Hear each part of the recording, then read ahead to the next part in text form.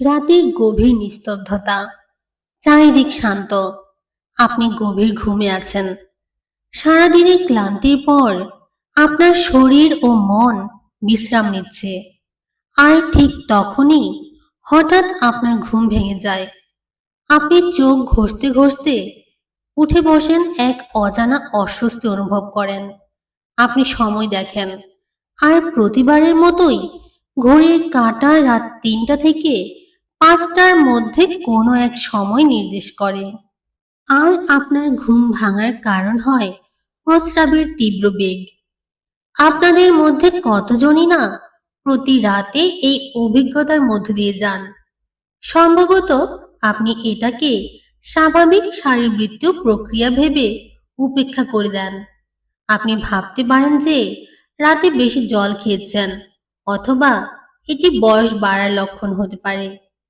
কিন্তু কখনো কি এক মুহূর্ত থেমে ভেবেছেন শেষ পর্যন্ত কেন প্রতিবার আপনার ঘুম ভাঙে একটি নির্দিষ্ট সময়, অর্থাৎ ৩টা থেকে ৫টার মধ্যে? কেন এটি রাত ১২টায় বা সকাল ৬টায় হয় না? তা জানার পর সম্ভবত আপনার পায়ের নিচ থেকে মাটি সরে যাবে। এটি কোনো সাধারণ ঘটনা নয়, বরং এটি মহাবিশ্বের শক্তির গভীর রহস্যময় সংকেত, যা সরাসরি আপনাকে পাঠানো হচ্ছে। এটি এক ধরনের ডাক, যা আপনি শুনেও উপেক্ষা করে গেছেন। তাই সম্পূর্ণ মনোযোগ দিয়ে শুনুন, কারণ আজ আপনি জানতে পারবেন যে ভোর ৩টে থেকে ৫টার মধ্যে প্রস্রাবের জন্য ঘুম ভাঙা আপনার জীবন বদলে দেওয়ার এক অবিশ্বাস্য রহস্য। এটি আপনার ভাগ্য, আপনার ভবিষ্যৎ, আপনার আত্মার সাথে জড়িত এক সত্য, যা জানার পর আপনি আর কখনো এই ঘটনাকে সাধারণভাবে ভাবতে পারবেন না। আমাদের প্রাচীন হিন্দু ধর্মগ্রন্থ, বেদ ও পুরাণে সময়কে কেবল ঘড়ির টিকটিক শব্দ হিসেবে দেখা হয়নি। সময়কে একটি জীবন্ত শক্তি হিসেবে বিবেচনা করা হয়েছে। ২৪ ঘন্টার প্রতিটি প্রহরের নিজস্ব বিশেষ গুণ, নিজস্ব বিশেষ শক্তি ও নিজস্ব বিশেষ তাৎপর্য রয়েছে। আর এই সব প্রহরের মধ্যে সবচেয়ে শক্তিশালী, সবচেয়ে রহস্যময় এবং সবচেয়ে পবিত্র সময় হিসেবে বিবেচিত হয় ব্রহ্ম মুহূর্ত, অর্থাৎ ভোর ৩টে থেকে ৫টার মধ্যবর্তী সময়। ব্রহ্ম মুহূর্ত নামটির অর্থই এর রহস্য ধারণ করছে।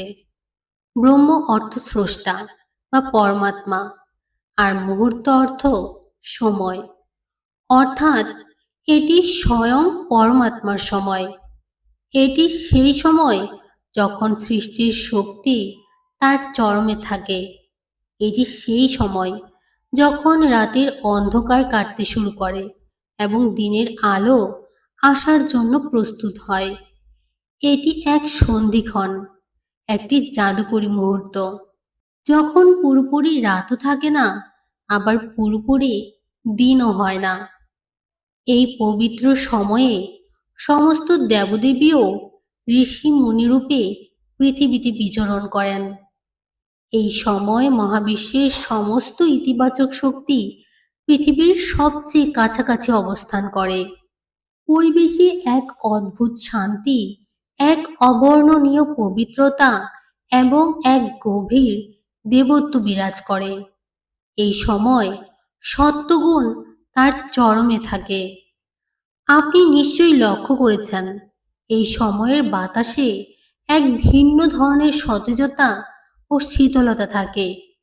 পাখির কাকলিও এই সময়ের পরেই শুরু হয়, যেন তারাও এই মুহূর্তকে স্বাগত জানাচ্ছে। এখন আপনি ভাবছেন, এই সব কিছুর সাথে আপনার ঘুম ভেঙে যাওয়া ও প্রস্রাব করার কি সম্পর্ক? সম্পর্ক অত্যন্ত গভীর, এতটাই গভীর যা আপনার কল্পনার বাইরে। যখন মহাবিশ্বের এই সর্বোচ্চ দিব্য শক্তি আপনার সাথে সংযোগ স্থাপন করতে চায়, আপনাকে কোনো বার্তা দিতে চায়, তখন এটি কোনো সরাসরি মাধ্যম ব্যবহার করে না। এটি আপনাকে জাগ্রত করতে, তার উপস্থিতি অনুভব করাতে আপনার নিজের শরীরকেই মাধ্যম হিসেবে ব্যবহার করে। আপনার শরীরে প্রস্রাবের তীব্র ইচ্ছা জাগানো হলো সেই দিব্য শক্তির পক্ষ থেকে আপনাকে গভীর ঘুম থেকে জাগানোর সবচেয়ে সহজ ও প্রাকৃতিক উপায়। এটি কোনো রোগ নয়, কোনো সমস্যা নয়। এটি একটি দিব্য অ্যালার্ম ঘড়ি, একটি স্বর্গীয় ঘণ্টা যা আপনাকে বলছে, ওঠো, জাগো, আমি তোমার সাথে কিছু বলতে চাই। আপনি যেটিকে একটি শারীরিক প্রয়োজন ভেবে শৌচাগারে গিয়ে আবার ঘুমিয়ে পড়েন, তা আসলে একটি সুবর্ণ সুযোগ যা আপনি প্রতি রাতেই হারাচ্ছেন। এটি একটি সাক্ষাতের সময় যা পরমাত্মা আপনার জন্য নির্ধারণ করেছেন, আর আপনি অজান্তেই সেই সাক্ষাৎকার প্রত্যাখ্যান করে আবার ঘুমের রাজ্যে ফিরে যান। এখন প্রশ্ন উঠতে পারে, মহাবিশ্বের এই শক্তি কেন শুধু আপনার সাথে সংযোগ স্থাপন করতে চায়? লক্ষ কোটি মানুষ তো দিব্যি ঘুমিয়ে আছে, কিন্তু এই সংকেত শুধু আপনি কেন পাচ্ছেন? এর উত্তর লুকিয়ে আছে আপনার আত্মার যাত্রার মধ্যে। প্রথম ও সবচেয়ে বড় কারণ হলো আপনার আত্মা জাগরণের প্রান্তে পৌঁছেছে। আপনার পূর্বজন্মের বারবার জন্মের পুণ্যকর্ম, আপনার সাধনা, আপনার প্রার্থনা এখন ফল দিচ্ছে। আপনার চেতনার স্তর এখন সেই অবস্থানে পৌঁছেছে যেখানে দিব্য শক্তিগুলি আপনার সাথে সরাসরি সংযোগ স্থাপন করতে পারে। আপনি সেই বিশেষ আত্মাদের মধ্যে একজন, যাদেরকে মহাবিশ্ব তার পরবর্তী যাত্রার জন্য প্রস্তুত করছে। আপনার এইভাবে ঘুম ভেঙে যাওয়া এরই প্রমাণ যে আপনার ভেতর আধ্যাত্মিক শক্তির প্রভাব বৃদ্ধি পাচ্ছে। আপনার আত্মা এখন নিদ্রা থেকে জেগে উঠছে, পরমাত্মার চেতনায় জাগ্রত হতে চাইছে। আর প্রস্রাবের ইচ্ছা শুধু একটি উপলক্ষ মাত্র। আসল উদ্দেশ্য হলো আপনাকে সেই ব্রহ্ম মুহূর্তে জাগিয়ে তোলা এবং সেই ব্রহ্মাণ্ডীয় শক্তির সাথে যুক্ত করা। দ্বিতীয় গুরুত্বপূর্ণ কারণটি হলো আপনার পিতৃপুরুষদের সাথে সম্পর্কিত। ধর্মে পিতৃপুরুষদের স্থান দেবতাদের সমতুল্য বিবেচনা করা হয়। তারা সূক্ষ্ম লোকে অবস্থান করেও পরিবারের সাথে যুক্ত থাকেন। ব্রহ্ম মুহূর্ত হলো সেই সময় যখন দুই জগতের মধ্যে পর্দা সবচেয়ে পাতলা হয়ে যায়। এই সময় আমাদের পূর্বপুরুষরা সবচেয়ে সহজে যোগাযোগ স্থাপন করতে পারেন। যদি আপনার ঘুম নিয়মিতভাবে 3টে থেকে 5টার মধ্যে ভেঙে যায়, তবে এটি একটি বিশাল সংকেত যে আপনার পূর্বপুরুষরা আপনার সাথে কিছু বলতে চান। হতে পারে তারা কোনো বিষয়ে কষ্টে আছেন এবং আপনার কাছে তাদের শান্তির জন্য প্রার্থনা বা কোনো কর্মকাণ্ডের আশা করছেন, অথবা তারা আপনার জীবনে আসন্ন কোনো বড় সুখবর দিতে চান, কিংবা কোনো আসন্ন সংকট সম্পর্কে সতর্ক করতে চান। হয়তোবা তারা আপনাকে শুধু স্নেহ ও আশীর্বাদ দিতে চান। তারা শুধু আপনাকে জানাতে চান, আমরা তোমার সাথে আছি, তুমি একা নও। আপনি যখন শৌচাগারে যান, তখনই তারা আপনার সবচেয়ে কাছাকাছি থাকেন, আপনাকে দেখেন। আপনার প্রতি রাতে এভাবে জেগে ওঠা আপনার ও আপনার পূর্বপুরুষদের মধ্যে একটা সেতু বন্ধন তৈরি হয়েছে। তৃতীয় রহস্যময় কারণটি আপনার ইষ্ট দেবতার সাথে সম্পর্কিত। প্রত্যেক ব্যক্তির একটি ইষ্ট দেবতা থাকেন, একটি বিশেষ দেবী বা দেবতার রূপ। হয়তো আপনি সেই ইষ্ট দেবতাকে অনেকদিন সময় দেননি, তার পূজা অর্চনা করা ভুলে গেছেন। আপনার এইভাবে ব্রহ্ম মুহূর্তে জেগে ওঠা আপনার ইষ্ট দেবতার ডাক। তিনি আপনাকে স্মরণ করিয়ে দিচ্ছেন, আমি তোমার জন্য অপেক্ষা করছি, এই সময় শুধু আমার জন্য এসো, আমার সাথে কথা বলো, তোমার মনের বোঝা হালকা করো। এটি সেই সময় যখন আপনার প্রার্থনা সরাসরি পরমাত্মার কাছে পৌঁছে যায়, কোনো বাধা ছাড়াই। এই সময় করা একটা ডাক সারাদিনে করা শত প্রার্থনার ফল দিতে পারে। পরমাত্মা আপনার সাথে সেই দিব্য নিস্তব্ধতায় সংযোগ স্থাপন করতে চান, আর এই জন্যই তিনি আপনাকে বিশেষ সময় জাগ্রত করেন। চতুর্থ কারণটি আপনার শরীর ও ব্রহ্মাণ্ডের সম্পর্কের সাথে জড়িত। আমাদের প্রাচীন বিজ্ঞান আয়ুর্বেদ অনুসারে আমাদের শরীর পঞ্চতত্ত্ব পৃথিবী, জল, অগ্নি, বায়ু ও আকাশ দ্বারা গঠিত।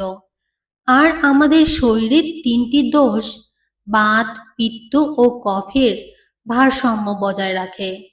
রাতের শেষ প্রহর অর্থাৎ রাত 2টা থেকে 6টা পর্যন্ত হলো বাতের সময়।